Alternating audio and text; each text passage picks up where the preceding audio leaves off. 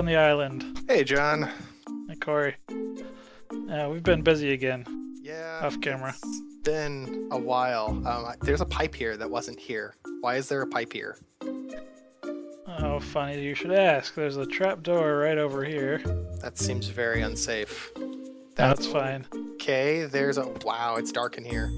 See, this There's zombie heads. What the heck? is the secondary blood altar I had already set up. Oh, But escape. off camera, I set up this piping system. This pipe goes from this altar all the way to my main altar. It's pretty amazing that pipes interact with these altars. I wouldn't think that would work. Yeah, it is kind of interesting how the industrial craft meshes with the blood magic like that. Well, thermal expansion actually is the pipes that these are from, but thermal expansion actually is notoriously good about interacting with things that it shouldn't, kind of like those crucibles. But, I mean, there's no output on this, so I'm amazed that it knows to output anything from your altar. So what happens in here? Why did you build this next to zombies? Well, normally I was sacrificing these zombies by hand, just with this dagger of sacrifice. Yeah. But now that we've got the third tier blood altar, I hollowed out an area underneath Oh, I didn't even notice this. where I'm going to build my well of suffering. Gross. So it's not enough they're dead, you have to torture them too. Yeah, the well of suffering is just going to continually damage zombies and put their blood into that altar. So I should have a continuous blood supply once that's finished. Some Walking Dead shit, man. The funny thing is, I can actually fit a ritual of regeneration inside the well of suffering, so I can keep the zombies alive longer as I bleed them.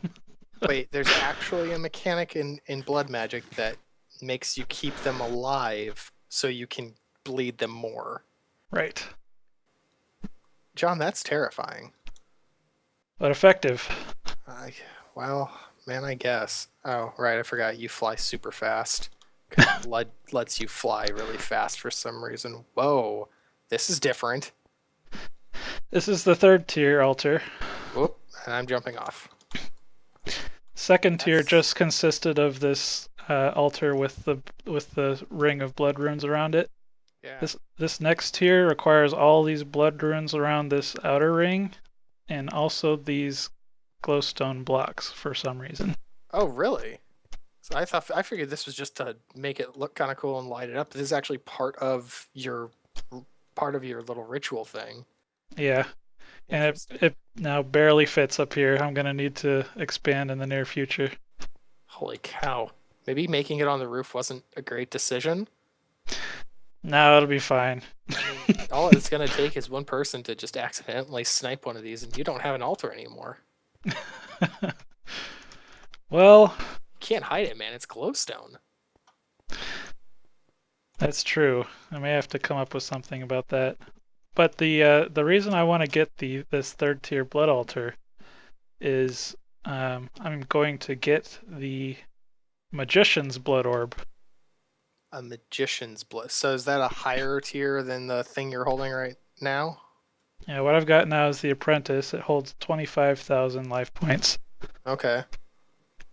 If I use this altar to get the next blood orb, I should be able to hold 150,000.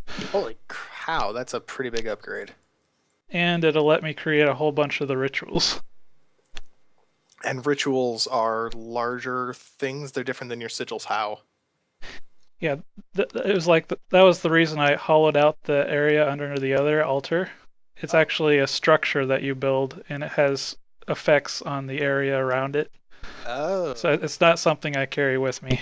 Okay, so they're more like the blood altar thing here. They're more multi-block structures that have an ongoing effect. Right.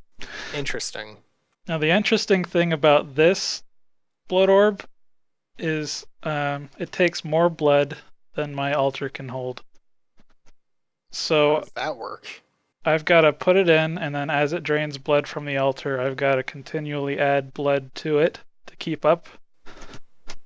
Jeez. I think it takes 25,000. Let me check. Magician's blood orb. Yeah, 25,000 life points and a block of gold. Well, block of gold is not too bad. We've done a lot of mining. I see the statues are still here. Yeah, if you take a look at inside this chest, I started dabbling in. Oh, there's potions in here. I started dabbling in blood alchemy. Wait, these are all made with your blood? Yes. Okay, leave me now. Want nothing to do with this. It turns out if you've only got the apprentice blood orb, you can just get basic potions. So they're not that impressive, but they should be good enough to get the next orb. Gotcha. I made a whole bunch of instant health potions and a couple of regeneration. So I can, just in case my piping system doesn't keep up with the process, I can add my own blood to the mix. You shouldn't mix bloods, John. I'm pretty sure that's what they tell you, right? Blood and other blood, not great. Something. I don't know. The point is I'm making a bad liquor and beer reference and it's not working out. Seriously, that's gross. So you're going to upgrade your blood orb by trying to torture a bunch of zombies and maybe even sacrifice yourself a little bit, and then you're going to be a more powerful blood magician. Yes. Okay. Pretty cool stuff. I mean, terrifying, dark, you're a horrible person, but pretty nifty nonetheless of the mechanic. I do like the multi-block structure thing. And the fact that all of this is without a user interface on all these blocks is actually pretty cool. Right, you damage yourself to fly. Is actually pretty cool. So I don't know how long this process might take, so I don't know. Maybe we want to check out your stuff first. Sure, we can head over that way, although it is getting dark, but that's okay. I think you'll find it doesn't actually matter if it's dark anymore. So, let's head over this way. Now, I actually forgot to turn off the waypoint, which is unfortunate because it helps spoil the surprise a little bit, but you'll notice there's a new structure here next to my tower. I'm not talking about our invasive friend's castle, which now has a gate on it, because he's not being suspicious or anything and having a gate. But I was getting sick of him encroaching on my land. So I started building a giant robot. I think that it's a completely warranted and justified counter to his castle. You can only see his head. The rest of him is slowly being built below ground. Although you can see his hand off to the left over here, rising up out of the ocean. That might give you some idea of how big he is. Oh, yeah. But, I mean, his hand also needs to be useful, so I'm going to put a bunch of farms over here. Because, automatic farming is awesome, and I'm going to need it for a couple of things. So I figured, well, when the time comes, he can rise up out of the water, and I won't need his hands anymore, and then he can just go crush the castle. It'll be fine. I like the sprinkler effect. That's pretty cool.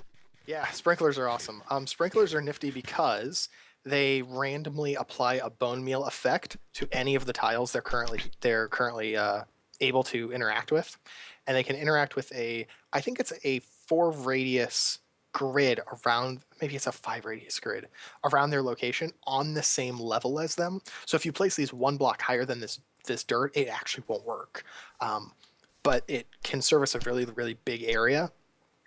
It also acts as if you had water there, even if you don't, and so it'll keep it tilled. But Okay. it'll also increase growth of normal plants, which is pretty nifty.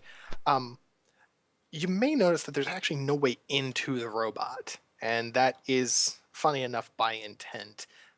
Apple, if you're going to get in, you have to kind of go through security first, which slowly will be beefed up. Again, I don't trust our friend who moved in across the way, but I had shown you this over here before, anywho. Yeah. Funny enough, you have a terrible time trying to get out of this. Yeah, it's A bit of a trap for me. I think it's hilarious. Anywho, you also saw my little mechanized chamber down here that I'm doing most of my science in because, the tower, it's small and it's not really meant for it. But if you come over here, now I still have to get some ender pearls to make a elevator block. But if you want to just come on up, this is now inside the giant robot. Oh. If you look up, you can see that I've finished, or soon, very closely finished building his small brain to start with. That is glass, actually. I couldn't even see it. It's like a fly trying to go through it. I love it. But if you stand in this corner over here, you can actually get up here. God, that's so fantastic. I didn't even plan that. Oh, there you go. I can get places eventually with this crude flying mechanic. Man. So we're on top of his eyeballs now. But if you look at this is actually something that's going to be kind of fun. So I had told you about applied energistics, right? Uh-huh. This is one of the first large multi-block structures you use for applied energistics. This block right here, this one that kind of looks like a crafting grid, the rightmost block here, is a pattern provider. And if you right-click in there, you'll see a bunch of silhouetted things, right? Mm-hmm. That's where you place patterns. And you can encode patterns to have a crafting pattern attached to it. So for example, if I put a blank pattern in here, or in the pattern encoder, which is a different block, I could say 4 wood equals 1 crafting table, okay? Yep. Then if I put that pattern in here, once this multi-block structure is finished, if I have 4 wood in my computer, and I say, boy, I'd really love a crafting table, but I haven't made any, I can just click on it and it will build me a crafting table because it knows what the pattern is because I told it what the pattern is. It's pretty nifty. You can expand this up into a huge structure that can basically include any number of recipes you want. But what I'm going to do is I'm going to let you do this. Go ahead and pick up, I'll pick up that and take this. And what you'll have in your inventory is a pattern provider and a heat vent. Yep. Put the pattern provider right in the middle between all of these heat vents. Think the pattern provider like the main CPU of this thing. It needs to be cooled, so the middle block of all of these sides is a heat vent to allow heat to escape. Okay. The frame is built out of containment walls. Basically, just it's a frame. Go ahead and put that heat vent right in the middle. Oh. Yeah, now it's done, and you can click on any side of it and get to all of the patterns. Okay. So that is the completed structure that will eventually be the robot's brain. So the robot brain just knows how to craft a whole bunch of things. For now. Hey, he has to be a useful robot, okay? The destruction of the castle comes later. Well, you have to start small. Everyone starts with punching wood and making crafting tables. Robots are no different. Now this is, I don't know what this anatomically would be because it's kind of at the base of his neck and it's not really, well, it's at the back of his head. The point is, robots need power. And lava power is just not going to cut it. Did I put it? I did. So I put a bunch of materials in this chest. Now if you hover over these black boxes, blocks rather, you'll probably notice the name that Wayla is giving you for them is reactor casing. Yep. And this is from a mod called Big Reactors. Spoilers, it's exactly what it sounds like. I am going to power my robot via a nuclear reactor. That sounds high tech. No, I don't think anything here can possibly go wrong. So, the way you build a big reactor is you have to make a frame out of casings as such. You need at least one reactor controller, similar to the smeltery. You also need a block called a power tap, because you have to be able to tap power in and out. Then you need a, which side do I want to put this on? I'll just put it over here, that's fine. You need 2 blocks called reactor access ports. Now, one of these ports is for input in order to inject fuel. The other is to eject waste. Now you know the difference between them because one has a green arrow pointing into the big gaping hole and the other is pointing out of the big gaping hole. You put fuel in the green port here, and the waste comes out of the blue port here. That can be automated, but it doesn't necessarily have to be automated. And then we'll just fill that up with reactor casing. Now, over here, though, we still have to finish off this structure, okay? And the most simple reactor, this is actually much larger than a simple reactor has to be, because I'm going to expand this. But you put down fuel rods, and that's what these are. And this will hold fuel. On top of that, you have to top that with a control rod, and that's what allows you to name them, change percentages that you want it to turn off or on at, etc. It's also where it's going to put the fuel once I have that in here. I'm also on top going to put reactor glass across the whole top here, as well as all of the sides. Although it suddenly occurs to me I may run out of glass. Of course I did. So I need 6 more. But I can make that really quickly if you'll just hold on one sec there. All right. I like the view of the castle from the robot. It's just like constantly watching. Oh, the robot is always watching. He is a great robot.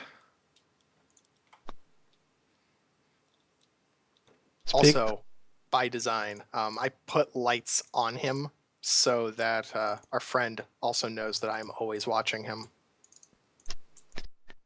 I think he's aware. I think he's over there waving. Oh, I see. Well, good. Then he knows that I'm here and that I mean business. All right. Oh, actually, I should grab some fuel too, because there's no use in having a big reactor if you don't also have fuel. I noticed it's called a yellorium fuel rod. Is that so? Yes. Is that what yellowite is for? Yes, that is actually exactly what yellowite ore is for. Is it processes into yellorium, which is it's basically like uranium, but it's yellorium. Another mystery solved. You notice how that all changed to now, right? Yeah. Okay, the reactor is complete. I can actually put stuff in here now. So I'm going to. And you should see, yep, that's now full of yellowite. And if you click on the controller over here, the red block, you can now see the interface of what this reactor looks like. This reactor has an internal battery. It can store a buffer of 10 million RF before you need to output it somewhere or you'll just lose it. So there's several little things here, but the important thing is the big yellow bar shows how much fuel you have, how much it's depleted. Depleted fuel needs to be exported somewhere or else the reactor will stop working. Casing heat raises how much energy you can output up to a limit, but it also raises how fast your fuel turns into waste. The core heat tells you how much how hot your fuel is getting, which will slow down how fast it converts, but it also makes it so that you use more fuel. But the problem also is that you don't want it too high because it starts to affect your energy output. All this is a really complicated way of saying you put in yellorium, it spits out a waste called cyanite, and then you get power. You don't want reactors to get too hot. Hot reactors aren't as efficient as not hot reactors. You'll notice I'm missing a coolant right now, and that's to get an idea of what this reactor looks like without any coolant at all and see how it performs. So I'm going to start it up. So is there any chance of a disaster happening? I don't know.